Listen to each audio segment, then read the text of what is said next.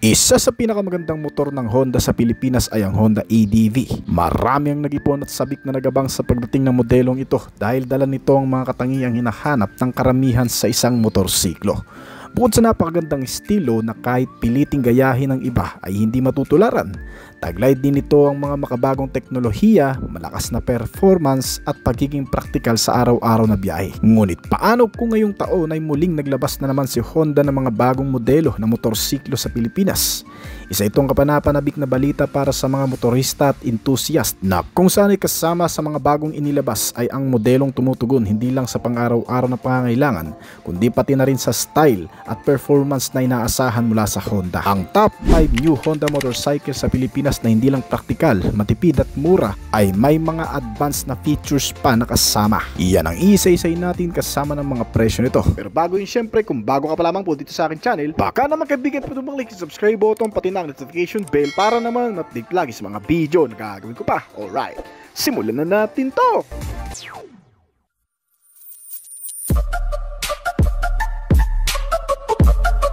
Number 5, ang Honda Giorno Plus. Itong Honda Giorno Plus 125 ay isa sa pinakakapansin-pansing classic scooter na bagong dating sa merkado ng Pilipinas.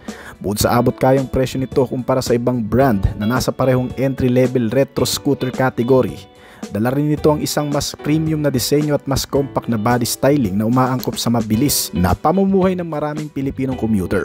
Ang commuter bike na ito ay hindi lang mala old school ang disenyo. Ito ay isang modernong scooter na isinaktos sa panlasa ng mga fashion-forward na Pilipino. Ang all-new Giorno Plus ay idinisenyo upang pagsamahin ng classic at makabagong technology na nagbibigay ng pambihirang performance at mga features na makikita rin sa mas matataas na modelong motorsiklo. Ang makina nito ay pinapagana ng isang 125 cubic centimeter engine displacement na may 4-valve, liquid-cooled ESP Plus engine technology at fuel supply na PGM-FI na kumukumpleto sa bawat hataw at arangkada ng makina nito at tumutulong rin sa pagtitipid ng konsumo ng gasolina nito. Ang mga technology ito ay katulad ng mga makina ng mas mga kilalang modelo ng Honda gaya ng Click 160, Airblade 160, ADB 160 at PCX 160. Ang paggamit ng ESP Plus engine ay nangangahulugang mas matipid sa gasolina, mas malinis sa emisyon at mas maayos ang acceleration nitong motor. Bagay na inaasahan ng mga riders na pinapahalagahan ng parehong disenyo at comfort. Pagdating sa exterior, idinisenyo itong Honda Giorno Plus para maging madaling gamitin sa araw-araw pero hindi tinipid sa mga aesthetic. Gaya ng modern retro design na LED ring headlights nito, matibay at eleganting bodyworks, wide and comfortable seat para sa mas relax na biyahe, may kasama pang USB charging port, digital instrument panel at smart key system. May mga combination braking system din ito para sa ligtas na pagpipreno. Bukod pa rito, may malaki itong underseat storage up to 30 liters na kayang maglaman ng helmet o personal na gamit at luggage hook para sa dagdag na gamit na isasabit. Na kung saan pagdating naman sa performance at fuel efficiency, ang Honda Giorno Plus ay kayang gumawa ng maximum power output mula 11.3 horsepower at 8,750 RPM at maximum torque na 11.6 Nm sa kada 5,250 RPM. Ang top speed nito ay humigit kumulang sa 90 to 95 km per hour. May fuel consumption rate ito na tinatayang umaabot sa 40 to 47 km per liter depende sa kondisyon ng kalsada at style ng pagmamaneho. Ang lahat ng mga components nito ay nakapaloob sa isang magaan at compact na chassis nito na may seating height na 780 mm at tumitimbang ng 116 kg. Na perpekto para sa mga baguhan, babae o kahit sa veteran riders na naghahanap ng comfort at madaling kontrol. Kaya naman kung isa kang commuter na nais magkaroon ng stylish pero practical na scooter, gusto ng classic look na may modernong features at kailangan ng daily ride na fuel efficient at comfortable, itong Honda Giorno Plus ang bagay sa iyo, na may estimated price na 101,900 pesos sa Pilipinas ngayon. Number 4, ang Honda Navi 2025. Matagal-tagal na rin sa merkado ang Honda Navi, isang motorsiklo na kilala hindi lang sa Pilipinas kundi maging sa iba't ibang panig ng mundo. Kapatid ito ng Honda Groom at MSX 125 na inilabas na sa mga bansang Europa at Amerika, nakilala sa kanilang mini bike revolution. Sa bawat taon itong Navi ay patuloy na ina-update para makasabay sa modernong panahon at ngayong 2025, itong Honda Navi ay muli na namang nagpakitang gilas na kung saan mas pinaastig ang disenyo nito at mas pinahusay ang performance at mga features. Kaya mas marami ng dahilan ngayon para piliin mo ang motor na ito. Maliit pero may matapang na dating, bagay sa mga kabataan at young at heart. Available ito ngayon sa bansa sa iba't ibang kulay gaya ng Ranger Green, Pearl Night, Star Black, Banana Yellow at Red. Nako-customize din ang front body panel nitong motor na may built-in utility compartment sa ilalim ng tangke. Subok na ang motorsiklong ito sa maraming panahon kaya maging ang performance nito ay hindi nagpapahuli. Sa pamamagitan ng engine nito na may 109.2 cubic centimeter na displacement, naka-air-cooled single-cylinder engine na galing pa sa Honda Beat at Dio. Kaya siguradong matipid, matibay at tested sa kalsada ng Pilipinas. Ang maximum power output na nagagawa nito ay umaabot sa 7.89 horsepower sa kada 7,500 RPM at maximum torque na 8.94 Nm sa kada 5,500 RPM. May transmission type itong Honda Navi na B-Matic CVT. Walang clutch at swak sa baguhan, habang ang fuel consumption rate ay umaabot sa 60 to 65 km per liter depende sa pagmamaneho. Magaan daw at maneuverable itong motorsiklo na tumitimbang ng 104 kg lang, madaling i-handle kahit sa mga first time riders. May seating height ito na 765 mm, swak para sa average height ng mga Pinoy. May wheelbase size na 1,286mm kaya mas stable sa daan at mas maliksi sa masisikip na skinita. Simple pero practical na built itong Honda Navi. May front and rear brakes ito na sapat para sa city use at madaling i-maintain.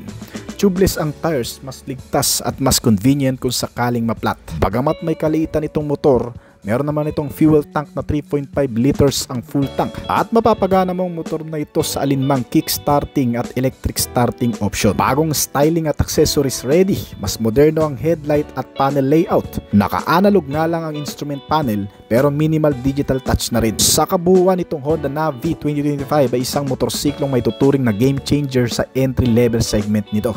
Isa itong kombinasyon ng kakaibang disenyo, subok na makina at praktikal na gamit para sa mga rider na nais magkamotor na hindi lang basta pang araw-araw kundi may sariling karakter. Ito'y perpekto para sa estudyante, baguhan, delivery riders o kahit sino mang nagnanais ng affordable, matipid at unique na motor na swak sa masisikip na kalsada at sobrang busy na buhay sa lungsod. Ang suggested retail price nito sa Pilipinas ngayon mula sa 55,900 pesos hanggang sa 63 to 65,000 pesos depende sa branch at dealer na pagbibilhan mo. Number 3, Honda ADV 350. Dahil sa angkin nito makabagong katangian, malakas na makina at kumpiyansa sa kahit anong klaseng daanan, maging sementado, malulubak o mababato, ang Honda ADV 350 2025 ay isang motorsiklong sadyang nilikha para sa mga rider na hindi takot sa biyahe. Ngayong taon sa pagdating nito sa Pilipinas, itong bagong modelo ay mas pinabongga at mas pinahusay. Ang 350 ADV ay dinagdagan ng mga modernong technology na nagbibigay ng bagong antas ng comfort, safety at connectivity sa bawat biyahe. Sa exterior na disenyo, adventure look at premium finish kagad ang makikita mo sa modelong ito. May aggressive at sporty body design at may off-road appeal na may halong urban sophistication. May bagong TFT full digital display na may smartphone connectivity gamit ang Honda Road Sync na bagong format navigation ng Honda ngayon. Adjustable ang windscreen nito para sa long rides at protection sa hangin. Naka full LED lighting system ang mga ilaw gaya ng headlight, taillights at mga turn signal lights indicator nito para sa malinaw na visibility sa gabi. Samantalang magpapakonvenient pa sa iyo habang nakasakay ay ang pagkakaroon nito ng malawak na underseat compartment storage na hanggang sa 48 liters. Nakasya ang dalawang full face helmet. Itong Honda ADV 350 ay may makina at performance na malakas pero matipid. Gumagamit ng 330 cubic centimeter na displacement, 4-stroke liquid-cooled single overhead cam at single cylinder sa engine na gumagawa ng maximum output na 29.2 horsepower sa kada 7,500 RPM at maximum torque na 31.5 Nm sa kada 5,250 RPM. Naikinabit sa CVT type transmission ito na kung saan ay nagbibigay ng smooth acceleration at walang kahirap-hirap sa traffic. May fuel tank capacity itong 350 ADV na 11.7 liters at fuel consumption rate na 30 to 35 km per liter. Ang suspension sa chassis na ikinabit sa modelong ito ay sadyang matitibay rin. Gumagamit ng upside down telescopic fork sa front suspension at dual rear shock with coil spring naman sa likuran na komportable kahit sa malulubak na daan. Ang ADV 350 ay may safety features na Honda Selectable Torque Control o HSTC para sa mas ligtas na traksyon sa mga madudulas o mga mabuhanging kalsada. Gumagamit rin ito ng dual channel anti-lock braking system para naman ma-prevent ang pagka-slide at mas kontrolado ang pagpepreno. Ang front braking system nito ay may 256mm na disc brake, habang ang rear brake naman ay may 240mm disc. At ang gulong nito sa harap ay nasa 14-inch ang sukat, habang 13-inch naman ang sa likuran na naka-tubeless at ready for light terrains na rin. Ang connectivity features, security at comfort nitong Honda ADB 350 ay ang nag-standout fit sa marami. Nilagyan ng keyless starting system, may anti-theft alarm at immobilizer system, kasama ang USB Type-C charging port sa glove box compartment. Samantalang Honda Road Sync na bagong connectivity features ang pinaka-highlight din nitong Honda ADB 350 model. May navigation kasi itong kasama, call and text notification at music control sa TFT screen mo makikita. Ginamitan rin ito ng ergonomic seats, wide handlebars at relaxed riding position na swak para sa long ride o daily commute sa matatraffic na syudad. Itong Honda ADB 350 2025 model ay hindi lang basta scooter. Ito ay isang premium adventure machine na ginawa para sa mga rider na gusto ng kakaibang performance, pangmatagalang tibay at teknolohing makakasabay sa panahon ngayon. Ito ay swak para sa mga long distance riders, city to province commuters, riders na gustong mag-level up mula sa 150cc segment, adventure seekers na naghahanap ng style at substance. Kung ikaw ay handa ng sumabak sa malalayong biyahe, itong bagong Honda ADB 350 2025 model ang bagay sa iyo, na nagre-range sa estimated price dito sa Pilipinas mula 398,000 hanggang 425,000 pesos sa bansa. Number 2, Honda XADV 750 2025 model. Ang itinuturing pinakamalaki at most powerful model ng ADV series ng Honda. Bukod sa malaki at malakas, ito rin ang pinaka-premium pagdating sa features, design at performance. Expressway legal adventure ready at sobrang maporma ang XADV 750. Perpektong motor na para sa mga rider na gusto ng kakaibang experience sa biyahe, mapa city man o province, maging mapa off-road trail o long distance highway. At ngayong 2025 ay mas pinabagsik palalo ang modelong ito sa pamamagitan ng bagong color combinations, mas advanced na connectivity features at pinahusay na performance level, kasama ang iba pang mga bagong accessories na standard na ngayon sa modelong ito. Pagdating sa exterior, makikita ang agresibong adventure bike stance nito na may angular body panels at isang adjustable windscreen para sa riding comfort. Naka fully LED lighting system na rin ang modelong ito para sa mas malinaw na visibility sa gabi, gaya ng headlamp, mga turn signal lamps at taillights nito. Habang ang daytime running lights ay nagiging hazard signal kapag nag-emergency brake itong motorsiklo. Ang makina at performance naman nitong XADV ay hindi matatawaran ng kahit anong scooter sa Pilipinas ngayon. Gumagamit ito ng 745 cubic centimeter na displacement na may liquid cooled pang kasama, naka 4-stroke single overhead cam at 8-valve parallel twin engine na gumagawa ng maximum output na 58 horsepower at 6,750 RPM at maximum torque na 68.7 Nm sa 4,750 RPM. Nakarugtong ng 6-speed dual clutch transmission o DCT na kung saan ay may manual at automatic mode na rin kasama. Kaya malakas rin itong modelo ay gumagamit rin ng throttle by wire para sa precise power delivery. Kasama ang mga selectable riding modes nito na magagamit mo sa iba't ibang kondisyon ng kalsada, gaya ng standard mode, rain, gravel, sport at user customizable driving mode features. Ito ay kayang tumakbo sa higit na 160 km/h at dahil Honda brand, ito ay fuel efficient pa rin na may average fuel consumption rate mula sa 28 to 30 km per liter. Bagamat may kalakihan itong modelo ay mas magaang naman daw ang handling nito at mas maraming safety features, maging ang comfort nito ay sulit din. Gumagamit kasi ito ng mga premium parts details, hindi lang matibay, quality assured pa mula sa Honda. Ang 41mm upside down telescopic front forks nito na may kasamang ProLink rear monoshock with preload adjustments sa suspensions ay nagbibigay dito ng mas komportableng biyahe sa araw-araw kahit sa malulubak pa na kondisyon. Samantalang ang dual disc brake nito sa harap na may sukat na 296mm at single disc brake naman sa likod na may sukat na 240mm na sinamahan pa ng makabagong safety features na dual channel anti-lock braking system at Honda Selectable Torque Control o HSTC para sa traction, ay nagbibigay naman dito ng sapat na kaligtasan at kumpiyansa sa kahit na sinong rider man ang gagamit nito. Na sinamahan pa ng cruise control standard na perfect sa long rides at smart key system with electronic steering lock para mapabuti ang seguridad na kung saan hindi ito basta-bastang magagalaw o mapapagana ng iba, lalo na yung mga hindi authorized. Ang Honda XADV malaki lang tingnan pero may seating height ito na 790mm lang na bagay para sa mga typical height nating mga Pinoy. Gumagamit rin itong XADV ng 5-inch full color TFT screen na may kasamang integrated Honda Road Sync na Bluetooth connectivity para sa navigation, music control, call and text message notification at voice commands via helmet headset. At syempre bukod pa dyan, meron din itong USB Type-C charging port sa glove box, anti-theft alarm system, anti-theft device at smart key immobilizer system na pangkaragdagan pa sa security features nito. Itong Honda XADV 750 2025 model ay hindi lang basta adventure scooter. Ito ay isang premium expressway legal machine na idinisenyo para sa mga rider na seryoso sa performance, looks at pagiging all-terrain capable. Kung hanap mo ay isang motor na kayang humarap sa lahat ng klase ng kalsada, may advanced features at comfort at may formang hindi nalalaos, walang duda na ang XADV 750 ang dapat mong bilhin sa pagkakataong ito na may estimated price sa Pilipinas.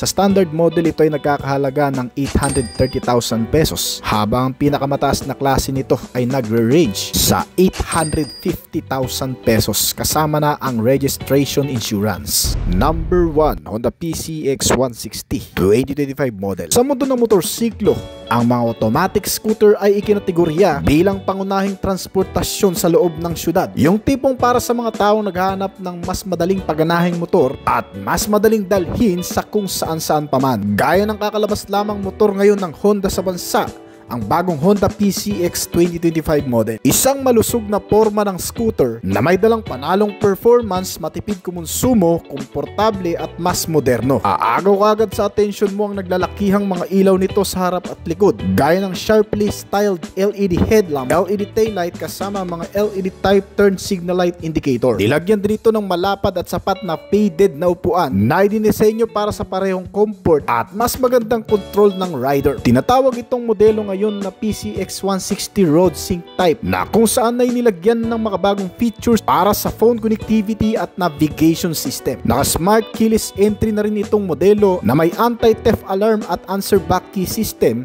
kasama ang TFT display instrument cluster nito na nagbibigay ng mas malinaw at informative na mga sign at notification na magagamit ng bawat rider, habang ang buong body at fairings ay sinusuportahan ng matibay na chassis frame kasama ang mga suspensions nito sa front na naka-telescopic fork at rear suspensions na dual shock with coil spring at may kasama na ring pressure canister. Nilagyan rin ito ng parehong disc braking system na front and rear at may kasamang anti-lock braking system for additional safety features. Para naman sa off-road ride condition, itong bagong PCX Road Sync ay sinamahan din ng traction control system na nagpapanatili ng traksyon at nagpiprevent sa mga pagkaskid ng gulong. Sinamahan din ito ng built-in hazard lamp, pass switch, side stand kill switch, engine check warning, USB Type-C port at ng mga storage space compartment gaya ng 2 console pocket at underseat storage. Ang nagpapagana pa rin sa bagong Honda PCX Road Sync ay ang 157 cubic centimeter na displacement capacity nito na may single cylinder 4-stroke 4-valve, liquid cooled at automatic transmission type na gumagawa ng maximum output na 15.8 horsepower at 14.7 Nm ng torque. Pinapaganda ang kabuuang performance sa pamamagitan ng engine ESP Plus technology kasama ng PGM-FI na fuel supply system. Kaya ang kabuuang bilis ay umaabot ng 125 km/h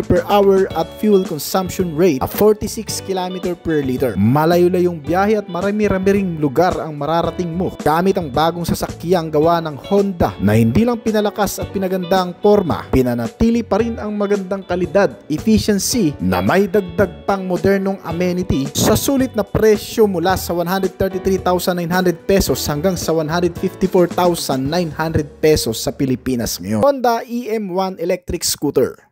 Ang Honda Philippines ay naglabas ng kauna-unahang battery electric vehicle na idinisenyo gamit ang makabagong teknolohiya na nagbibigay diin sa kaligtasan, pagiging maaasahan at may commitment sa zero carbon emission at walang sasayanging fuel. Ito ay dumating ngayon sa bansa para maging kapartner ng ilang mga commuter na ayaw gumamit ng dimotor.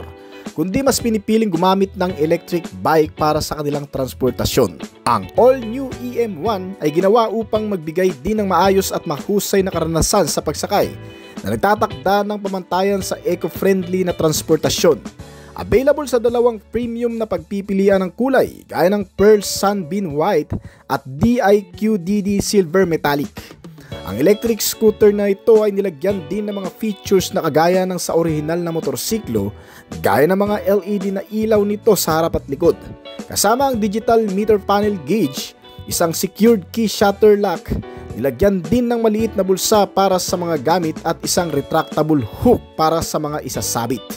Kabilang pa sa mga features nito ang USB port charging socket, riding modes na opsyon sa pagpapaandar at isang pack ng Honda Mobile Power na kasama sa pagbili mo nito, na kung saan pangunahing kailangan ng motor upang makapag-charge kahit saan mang lugar. Kung pag-uusapan ng battery lifespan nitong EM1, kaya nitong bumiyahe mula Caloocan hanggang Samoa. Para naman sa safety, nilagyan nito ng front brake disc at rear drum brake. May pangkaragdagan din itong carrier na pwedeng hawakan o talian sa likuran ng mga kargamento. Nagre-retail sa kasalukuyan itong electric scooter ng 155,400 pesos.